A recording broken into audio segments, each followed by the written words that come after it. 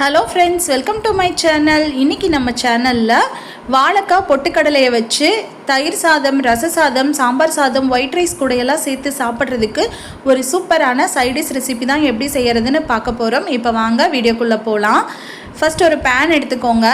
அதில் 1 ஸ்பூன் அளவுக்கு ஜீரகம் சேர்த்துக்கோங்க, 1/2 டீஸ்பூன் மிளகு சேர்த்துக்கோங்க, கூடவே 1 ஸ்பூன் அளவுக்கு சோம்பு சேர்த்துட்டு லோ ஃப்ளேமில் வச்சு இதை நல்லா வறுத்து விட்டுக்கோங்க. இதை ஒரு நிமிஷம் போல் லோ ஃப்ளேம்லேயே நல்லா வறுத்து விட்டதுக்கு அப்புறமா இது கூட 2 டேபிள் ஸ்பூன் அளவுக்கு பொட்டுக்கடலை சேர்த்துக்கலாங்க. பொட்டுக்கடலை சேர்த்துட்டு இதையும் ஒரு 2 நிமிஷத்துக்கு நல்லா வறுத்து விட்டுக்கலாம். பொட்டுக்கடலை நல்லா கொஞ்சம் நிறம் மாதிரி வரணும், கரிஞ்சிடக்கூடாதுங்க. அடுப்பை லோ ஃப்ளேம்லேயே வச்சு நல்லா இந்த மாதிரி வறுத்து விட்டுக்கோங்க. பாருங்கள், இப்போ பொட்டுக்கடலை நல்லா நிறம் மாதிரி வந்திருக்கு பாருங்கள். இந்த அளவுக்கு வந்ததும் இப்போது நம்ம அடுப்பை ஆஃப் பண்ணிவிட்டு இதை நல்லா ஆற விட்டுடலாம். இது ஆறினதுக்கப்புறமா மிக்ஸி ஜாரில் சேர்த்து நம்ம பவுட்ரு பண்ணி எடுத்துக்கலாம். இது அப்படியே ஆறட்டும். அடுத்ததாக பேனில் ஒரு 3 ஸ்பூன் அளவுக்கு எண்ணெய் சேர்த்துக்கோங்க.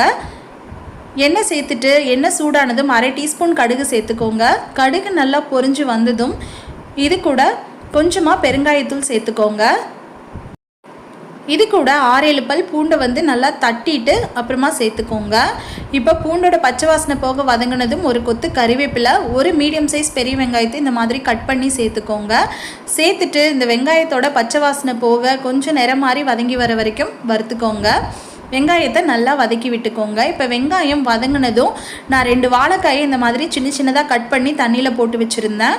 அதை இதில் சேர்த்துக்கலாங்க. வாழைக்காய் இந்த அளவுக்கு நீங்கள் கட் பண்ணிங்கன்னா கரெக்டாக இருக்கும் வேகிறதுக்கு. இப்போது இந்த வாழைக்காயை சேர்த்ததும் இது கூடவே இதுக்கு தேவையான அளவு உப்பு சேர்த்துட்டு கூடவே கொஞ்சமாக மஞ்சத்தூள் சேர்த்துக்கோங்க. இது கூட 1 ஸ்பூன் அளவுக்கு சாம்பார் தூள் சேர்த்துக்கோங்க. சாம்பார் தூளுக்கு பதிலாக நீங்கள் தனி மிளகாய் தூள் கூட சேர்த்துக்கலாம். அதுவும் இல்லைன்னா வீட்டில் அரைச்ச குழம்பு மிளகாய் தூள் கூட நீங்கள் 1 ஸ்பூன் அளவு சேர்த்துக்கலாம். அது உங்கள் விருப்பம்தான். சேர்த்துட்டு இதை நல்லா ஒரு 2-3 நிமிஷத்துக்கு நல்லா பெரட்டி விட்டுக்கலாங்க.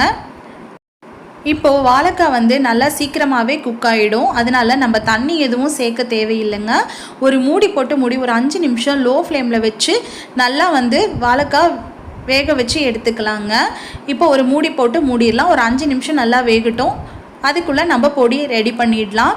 நம்ம வறுத்து வச்ச பொருட்களை மிக்ஸி ஜாரில் சேர்த்துட்டு அதை இந்த அளவுக்கு நல்லா பொடிச்சு எடுத்துக்கோங்க. பாருங்கள், இந்த மாதிரி இருக்கணும். இப்போ வாழைக்காவுக்கு நமக்கு பொடி ரெடியாக இருக்குது. இது அப்படியே இருக்கட்டும். அடுத்ததாக பார்த்திங்கன்னா வாழைக்காய் நல்லாவே வெந்துருச்சு. ஒரு 5 நிமிஷம் நல்லா லோ ஃப்ளேமில் வச்சு ஒரு 2லேருந்து 3 முறை நல்லா அப்பப்போ கிளறி விடணும், இல்லைன்னா வாழைக்காய் அடி பிடிச்சிரும். இப்போ பாருங்கள், வாழைக்காய் எடுத்து நான் காமிக்கிறேன். இந்த அளவுக்கு நல்லா வெந்திருக்கணுங்க. பாருங்கள், நல்லா மாவு மாதிரி வெந்திருக்கு. நான் தண்ணி எதுவுமே சேர்க்கலை. இப்போ நம்ம அரைச்சி வச்ச பொடியை ஃபுல்லாகவே இதில் சேர்த்துடலாங்க. பொடியை சேர்த்தும் போது அடுப்பை லோ ஃப்ளேம்லேயே வச்சுட்டு இந்த மாதிரி கலந்து விடுங்க. சப்போஸ் உங்களுக்கு வரன்னு இருக்கிற மாதிரி இருந்துச்சுன்னா கொஞ்சமாக அது மேலே எண்ணெய் சேர்த்துட்டு நல்லா பெரட்டி விட்டுக்கோங்க. அப்போ உங்களுக்கு கரெக்டாக இருக்கும். தண்ணி எதுவும் சேர்த்திடக்கூடாதுங்க. எண்ணெய் மட்டும் லைட்டாக சேர்த்துக்கோங்க. மேலால் சேர்த்துட்டு நல்லா கலந்து விட்டுக்கோங்க. ஒரு 2 நிமிஷம் நல்லா கலந்து விட்டிங்கன்னா சூப்பரான வாழைக்காய் பொடி வறுவல் சூப்பராக ரெடி ஆகிடுங்க. இது தயிர் சாதம், ரச சாதம், எல்லா விதமான வெரைட்டி ரைஸ் கூடயும் அப்புறம் ஒயிட் ரைஸ் கூடயும் சேர்த்து சாப்பிட்றதுக்கு சூப்பராக இருக்கும். ஃப்ரெண்ட்ஸ், நீங்களும் இந்த ரெசிபியை ட்ரை பண்ணி பார்த்துட்டு உங்கள் கமெண்ட்ஸ்களை சொல்லுங்கள். உங்களுக்கு இந்த வீடியோ பிடிச்சிருந்தா மறக்காமல் நம்ம சேனலை சப்ஸ்கிரைப் பண்ணிக்கோங்க, லைக் பண்ணுங்கள், ஷேர் பண்ணுங்கள். உங்கள் ஃப்ரெண்ட்ஸ் அண்ட் ஃபேமிலிக்கு இந்த வீடியோவை ஷேர் பண்ணிக்கோங்க. தேங்க்யூ.